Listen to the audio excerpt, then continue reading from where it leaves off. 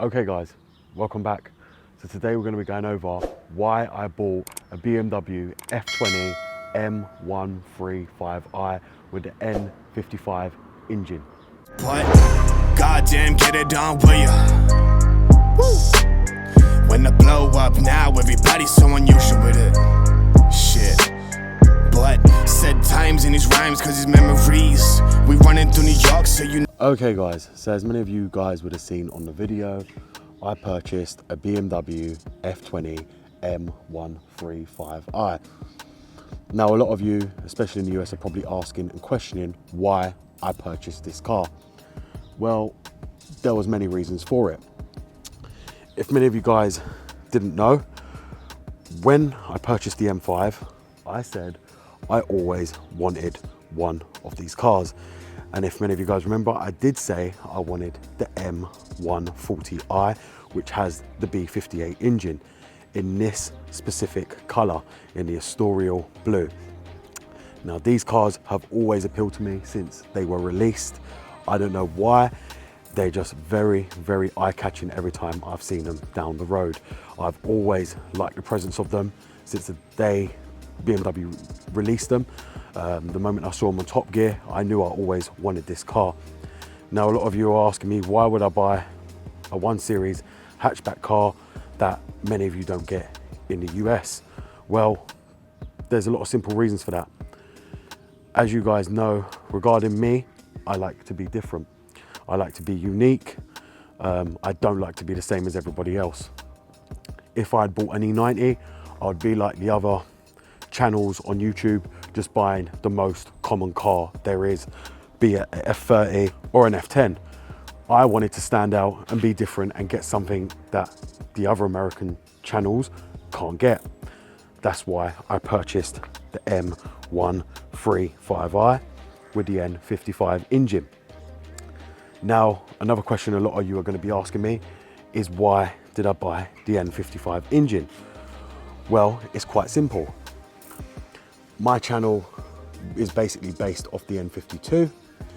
The N55 basically shares a lot of the same components as the same as on the N52. And therefore, when I'm doing the videos, it will relate to a lot of the N52 guys. Also, the N55 has a lot of the same parts as the N53 and the N54. So we stick with the N series. If I had bought a B58 engine, however, many of you guys wouldn't have watched it because the engine's still too new. And we also would have ended up with all the little Toyota fanboys on the channel. And we don't want to be helping the guys that like to slate BMW, who now own the Supras with the B58, helping them maintain their cars, do we? So I thought, let's keep it to BMW and a specific BMW engine only. So that's why I opted for the M135i.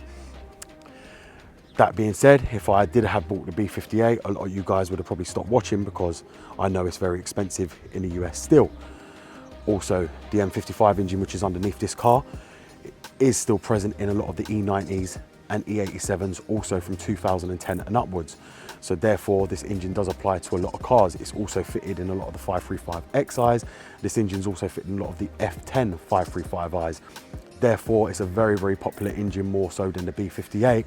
So it's going to apply to a lot of different chassis, older and newer cars. So therefore, it's going to make for great content. But then I also wanted an F series car, because a lot of you guys have been asking me to buy an F series because you wanted to see retrofits. You wanted me to move up. A lot of people thought I was going to be scared, like a lot of the other BMW channels, and not come to the F series, but many of you are very, very wrong indeed. The F series for me is a lot easier than the E series to understand, to code and to program. There's not much you can actually make wrong on this car, even when programming. Programming these cars is like foolproof, and the coding is much, much simpler than using NCX Expert. We are going to be doing a lot of retrofits on this car because I want to get it to the way I want this car, which is with all the newer stuff from 2014. Do you know, the car's presence and stance looks absolutely incredible, and this is one of the reasons why I've always idolized these cars from the moment they were released. Every time I see them coming down, I just stop and look. You know, even when they're driving past me, I'm always like, that's an M135i, that's an M140, because it's just the way they look. The big beefy bumpers, the big chrome mirrors, which is the Shadow Edition pack, as many of you guys don't know what that's called, but in 2012 it wasn't actually called the Shadow Edition pack. They actually started calling it the Shadow Edition pack after 2014, but this one is basically classed as having a Shadow Edition pack. If many of you guys also don't know, we have on here the M calipers as well, which are in blue. That's a special option when you purchase the M135i. You can probably see them on the rear here as well. You've got the rear calipers, they're all M-bows, they're not fake with a bunch of stickers on them, they're actually real M calipers on the side. We've also got Michelin Pilot Sports tyres all round on the car, which the old owner did actually put on and had all the wheel alignment carried out. Now the owner actually bought this from there, only owned it, I believe, for 9 months. But before that, the owner was an enthusiast and he actually purchased it and he had changed everything on the car. Now a lot of you are going to ask me, why would I buy a car with everything looked after? Well, it's purely because it wasn't my intention to buy one with everything done. It's just these cars are very well looked after, bearing in mind this is only what, 62 2012. It's only 9 years old as we speak now, so it's not even over 10 years old. It's just the mileage is very high. If the mileage was lower on this car would probably still be under warranty, therefore majority of the things would be covered. Though a lot of the stuff has been done on this car, bearing in mind it's had control arms all replaced because of the way the suspension set up on this.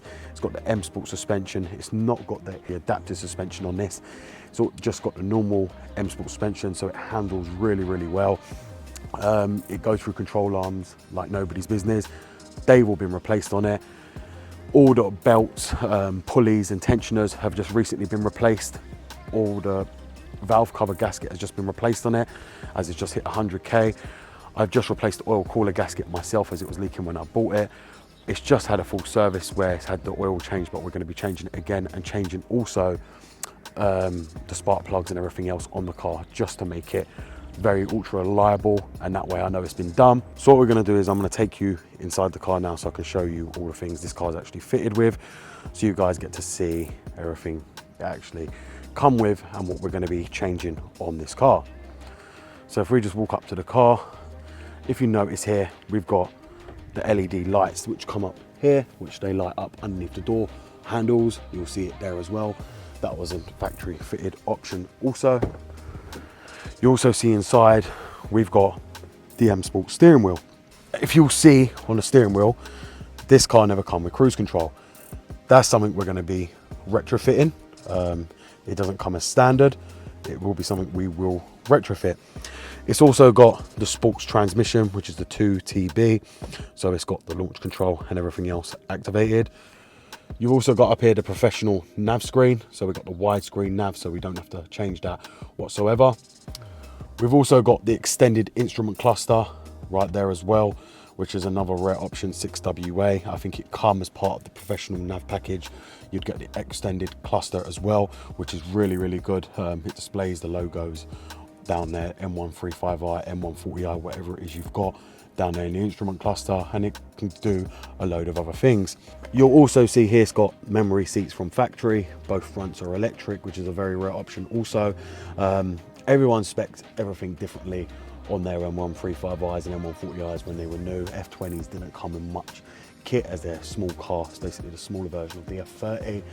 Therefore, you don't have that many options to spec. You could fully spec it, but it wouldn't be worth it because on these cars, they are very easy to retrofit. And as time is going on, the majority of the people that are buying these are people like me who know how to retrofit it and whatnot. So therefore they leave it off because they know you can do it cheaper than what BMW are charging from the factory to fit it for you.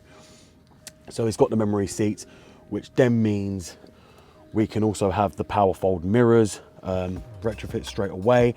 We don't have the power fold mirror switch here, but if you do have memory seats, you already have the Limbus on the driver's side for power fold immediately. It's the same. So when you come to the passenger side, if you don't have memory seats, you will have to alter the wiring underneath here, as 3 of the wires are basically useless under the passenger switch to have power folding mirrors. But because I've got memory seats, I've also got the mirror that dips in reverse.